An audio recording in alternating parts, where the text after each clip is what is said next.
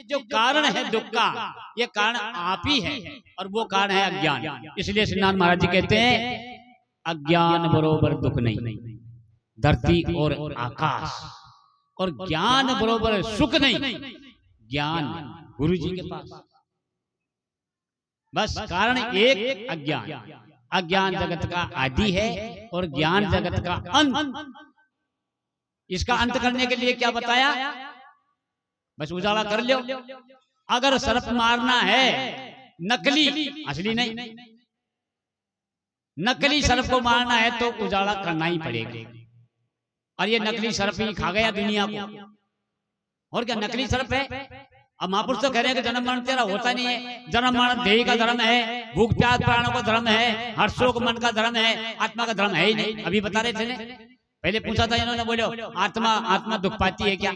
अम्मा बताओ, देख लो।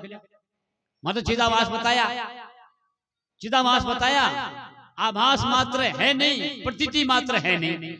तो साफ बता दिया, अगर हर्षों मन का धर्म है, भूख प्यास प्राणों का धर्म है, हर्ष है, जन्म मरण देह का धर्म है, जन्म मरण देह का धर्म है। अब हमने मान लिया मैं मरूंगा।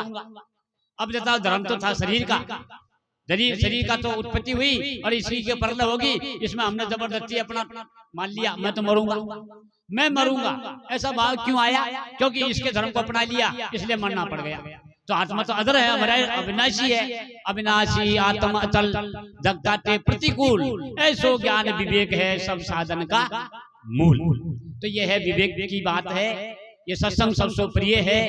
इससे बड़ा और कोई संसार में साधन हो नहीं सकता। हालांकि देखो उत्तम भी होते हैं, मध्यम भी होते हैं, कमाई अपनी अपनी, इसमें किसी को कोई वो नहीं कर सकते हम। उत्तम भी है, मध्यम भी है, कनिष्ठ भी है, भगत तीनों ही है, तीनों अधिकारी है। उत्तम भी अधिकारी है, मध्यम भी है, कनिष्ठ भी है। लेकिन उसके लिए कर्म उपासना ज्ञान तीनों बता दिया। तो निष्काम कर्म को करते चले जाओ, फिर उपासना करो। अब उपासना किसकी रहती है बताओ? हम उपासना किसकी करते हैं? कामना, मतलब उपासना किसकी करते हैं? हम याद किसको करते हैं? इच्छा किस चीज की? मोक्ष की इच्छा है या धन की इच्छा? क्या इच्छा है? उपासना, अरे वो ईश्वर की उपासना करो, परमात्मा की उपासना करो, जगत की उपासना छोड़ो। और फिर ज्ञान किसका करें? ज्ञान किसका करें? अपना करो। और किसका करें? तो यही बात आई है। और तो सब कुछ है मामला, लेकिन केवल एक कमी रही है। हम सब जानते हैं, हम सब जानते हैं, लेकिन एक बात को नहीं जानते। बस वो बात को समझने के लिए ये सत्संग है। और हम सब जानते हैं। मैं थोड़ा सा 2-5 मिनट का और टाइम ले लेता हूँ। मैं सब जानता हूँ, उसके लिए एक दृष्टांत है। कोई एक सासू थी, एक बहू थी। अब होता कार्य घर में रहता ही है, सासू बहू का आपस में थोड़ा ज्यादा मेलजोल रहता है।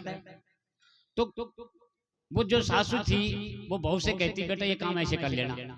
तो वो हर बात पे क्या कहती थी? मैं सब जानती हूँ। मतलब चाहे कोई भी बात कह दे, वो हर बात तो कहे मैं सब जानती हूँ। और वो जानती कैसे थी? उल्टा। अब वो सासू ने समझा कि ये इसकी जो जानकारी है ना, ये तो मामला साफ हो जाएगा एक दिन। अब कैसे करें इसको, कैसे मनावें? एक दिन उसने जो है थोड़ी सी कही बेटा मैं तेरे से दोबारा नहीं कहूंगी, अगर तू मेरा कहना मान लेना, लेकिन एक मेरी इच्छा है ऐसी, अगर एक काम मेरे कहने से कर ले। हाँ कर लेंगे, बता कहीं कहीं। बोले बेटा मैं खुद जाए खीर आए। अरे बात मैं जानू, अरे जाने से पर मैं बताओ जाए बात। तो उसने कहा, बोले देख बेटा दूध को गर्म कर जो, हैं उबाल दो दूध को। हाँ जाना चाहता। फिर दूध गर्म हो जाए जब हमें चावल डाल दीजिए। हाँ वह भी जानू। और फिर बेटा जब सीज जाने खीर तब भरपर से और वहां में लूण डाल दीजिए। खच मैं जानू कर तेरी मां नहीं जान सके, तब तू जानती तो ये कहती थी ना, अगर नमक कया गलाओ हम तो मीठो गलतो। तो जानते तो हैं, लेकिन वो जो असली बात है, वो तरीका है जो महापुरुषों ने हमको जो युक्ति बताई। इसलिए एक हमारे पंडित जी गाते थे, बिन चांद रोशनी खिलगी, युक्ति से मुक्ति मिल गई। युक्ति, अब ये युक्ति तो महापुरुषों के पास में मिलेगी, ग्रंथों में मिलेगी, धर्मशास्त्रों में मिलेगी। वो अपने आप को पाने की मुक्ति, अपने आप को पाने की मुक्ति, तो हम उस बात को नहीं जानते, हम अपने आप को नहीं समझते। और रहते रहते इस जीवन के रहते रहते समझ गए तो समझ गए, और नहीं फिर आगे तो फिर मामला नहीं बन पाएगा।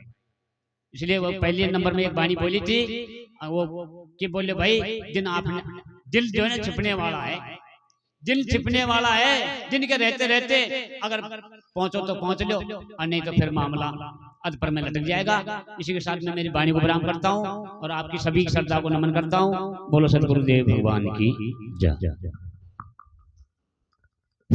अब मैं एक वाणी के लिए मोहन जी झाड़ला से हैं, उनसे निवेदन करूंगा और इसके बाद हम आरती करेंगे। फिर आप हम सभी भोजन के लिए आमंत्रित हैं, सभी भोजन करके यहाँ से